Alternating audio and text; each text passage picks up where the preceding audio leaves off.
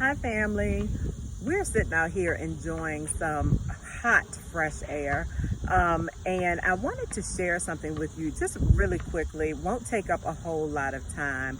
But I wanted to share this with you. Now, this is something that God has been showing me and bringing to my attention over probably about a month and a half now. But I did not know quite what I didn't have an understanding of what he was trying to say when he showed me this particular these scriptures.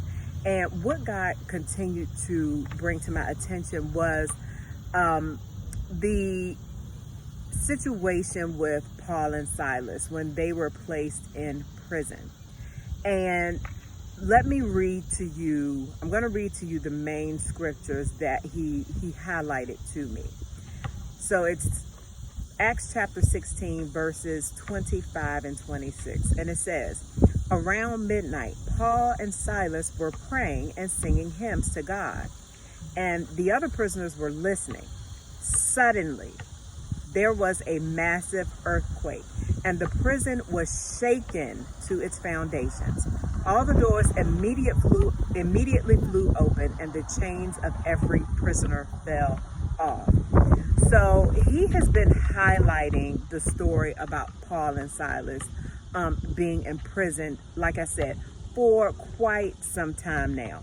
And today he gave me a greater understanding, and it all goes and it ties into the word that was given earlier today about it not being what it looks like.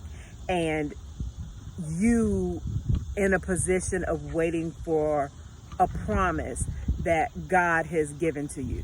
So if we look back in that, Paul and Silas, they were in prison, and they were sitting in the jail. They were praying and singing hymns. So they were sitting there just, they were in prison. Just at that point, their status was singing hymns to God and just praising God. So imagine them just sitting there doing that, and all of a sudden, an earthquake. The earthquake happens, and it shakes so hard that the prison doors come unlocked and they're freed. What the Holy Spirit showed me, and this is a word, it's a prophetic word for someone. When it comes to your situation, your normal is in whatever your current reality is. And it's like you're just kind of smooth sailing with whatever is going on when it relates to your promise. But God is going to send something that is going to shake your life. But in that shaking, it's not a shaking for the bad. It's a shaking that is going to free you from what you're bonded by, from what you've been imprisoned by.